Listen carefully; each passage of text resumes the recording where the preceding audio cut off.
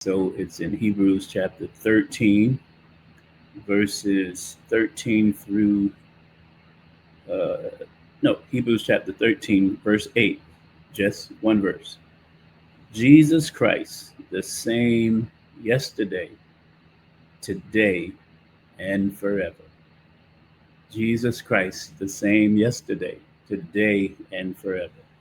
And one more text, John 4:24, which simply says, God is a spirit, and they that worship him must worship him in spirit and in truth.